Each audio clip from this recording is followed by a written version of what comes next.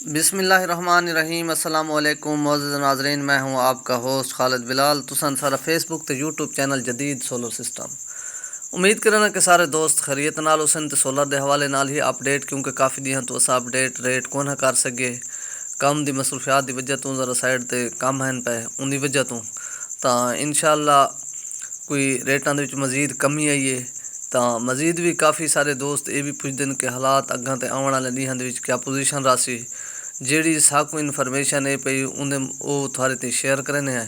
तो फिलहाल जी सूरत हाल है सोलर की आने वाले टाइम तक जी पोजीशन दसेंदी पई है। तो 35 तो 40 के दरमियान तकरीबन वार्ड का रेट रासी। तो फिलहाल भी मज़ीद भी कम थियण के इम्कान। तो ईद तो बाद मज़ीद रेटां का सही पता लग सी। फिलहाल जी पोजीशन है पई है डाउन वाले पासे। आप दी फिलहाल कोई इम्कान इस टाइम तक कोई नहीं। तो जिस वेले भी आप दा कोई इम्कान हो सी तो ज़रूर शेयर करे सूँ। तो बाकी कुछ अफवाह हैं पियाँ भी नई टेक्नोलॉजी के हवाले नाल भी कोई नवे पैनल आ गए, कोई प्लास्टिक शीट आ गई है, लेकिन वो भी बिल्कुल फेक खबर है पे कोई उनके सिदाकत कोई नहीं, सिर्फ व्यूज़ गिनने की खातिर तो वीडियो लोग चढ़ने ना को सही इन्फॉर्मेशन देने ना कुछ कन बस, बाकी कुछ भी को नहीं। फिलहाल नवी कोई इस किस्म की कोई चीज़ को नहीं आई जी सोलर को नाकाम करे। तो जिस वेले वो भी कोई आसी तो ज़रूर उनका भी दसे सूँ, अपडेट भी करे सूँ, वीडियो भी दिखे सूँ। तो फिलहाल जो शीट वाले कोई थी पैन, क्योंकि फ्लैक्सीबल सोलर हैं काफ़ी अरसे तो ये चलते पैन, ये नहीं कि मैं हूँ आन। तो ये कोई कामयाब पैनल नहीं, इनकी लंबाई चौड़ाई के काफ़ी फर्क है पिया। ये यानी कि कितने बंदा को एडजस्ट नहीं कर सकता। तो ई वजह तो मैं मज़ीद भी एक वीडियो भी बने सा इंशाल्लाह इन बहुत जल्दी। असल टाइम की वजह तो ज़रा बंदा नहीं इतना ज़्यादा वीडियो अपलोड कर सकता। तो वो भी बने सा मैं तो उन्हें दिखे सा भी सही। तो लेकिन फिलहाल कोई इस किस्म की चीज़ कोई नहीं है जी सोलर पैनल को यानी कि रिजेक्ट करे।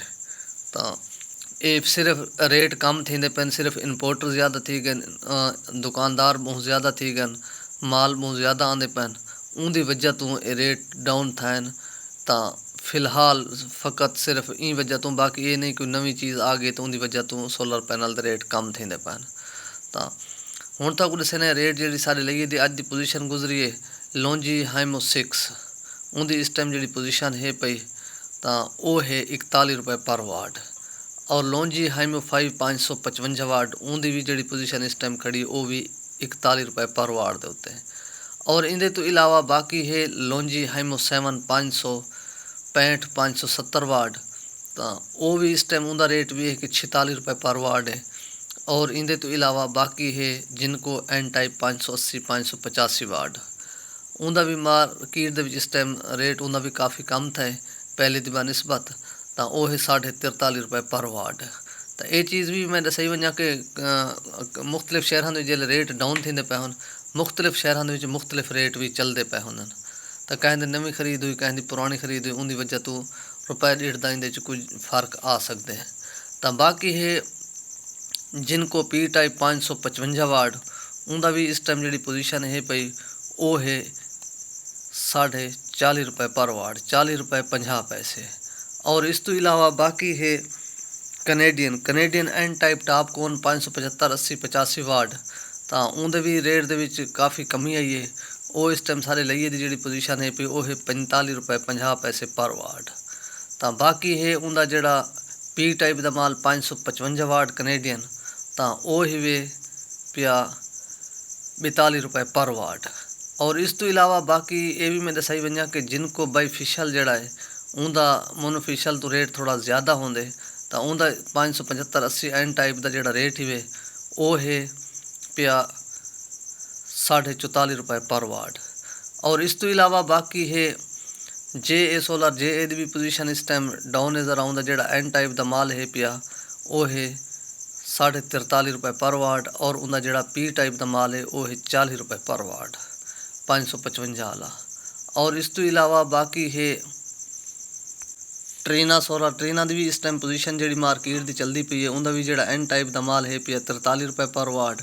और जोड़ा उनका पी टाइप का माल है 40 रुपये पर वाट। और इस तो इलावा बाकी है इनवरेक्स टॉप कौन 575 80 वाट डबल गिलास, उनका भी इस टाइम मार्केट रेट जरा चलता पे वो है 48 रुपये पर वाट। और उनका पी टाइप का जो रेट है पिया 555 वाट का ਉਹ ਹੈ 42 रुपए पर वाट। और इस ਤੋਂ ਇਲਾਵਾ ਬਾਕੀ ਇਹ ਸੋਗੋ ਦੇ ਇਸ ਟਾਈਮ ਮਾਰਕੀਟ ਦੇ ਵਿੱਚ ਉਹਦਾ ਰੇਟ ਵੀ 41.5 रुपए है। और इन अपना ख्याल करे सो दे सो इजाज़त। अल्लाह हाफिज़।